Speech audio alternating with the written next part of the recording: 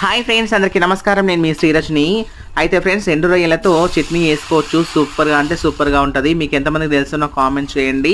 అయితే ఫ్రెండ్స్, ఇంకా ఎండు రొయ్యలతో కూర చేసుకోవచ్చు, అలాగే పచ్చళ్ళు పెట్టుకోవచ్చు. కానీ చట్నీ వేసుకుంటే మాత్రం సూపర్గా ఉంటుంది ఫ్రెండ్స్. మీకు ఎవరెవరికి తెలుసునో కామెంట్ చేయండి. అయితే ముందుగా అయితే ఎండు రొయ్యలను తీసుకొని మనం పెన పైన అయితే వేయించుకోవాలి. దూరగా వేయించుకున్న తర్వాత నీళ్ళలో నానబెట్టుకొని పక్కన పెట్టేసుకోవాలి. తర్వాత మనము నూనె కొంచెం ఎక్కువ పోసుకొని అందులో పచ్చిమిరపకాయలు, అల్లం వెల్లుల్లి పేస్టు, అలాగే కొత్తిమీర వేసుకొని మంచిగా డీప్ ఫ్రై చేసుకోవాలి. తర్వాత ఒక 2 టమాటాలు వేసుకోవాలి. తర్వాత మనము నీళ్ళలో నానబెట్టుకున్న ఎండు రొయ్యల్ని అందులో వేసేసుకొని కొంచెం ఉప్పు కారం వేసుకొని ఒక 15-20 నిమిషాల సేపు మంచిగా మగ్గిచ్చేసుకొని మిక్సీ పట్టేసుకొని తినాలి ఫ్రెండ్స్. సూపర్గా ఉంటుంది. మీకు ఎంతమందికి తెలుసో కామెంట్ చేయండి. ఇలా చేసుకొని తినండి. సూపర్గా ఉంటుంది ఫ్రెండ్స్ నిజంగా. ఇంకా మరిన్ని వీడియోస్ కోసం మన ఛానల్ని సబ్స్క్రైబ్ చేసుకోండి. ఫుల్ వీడియోలు కావాలంటే కామెంట్ చేయండి.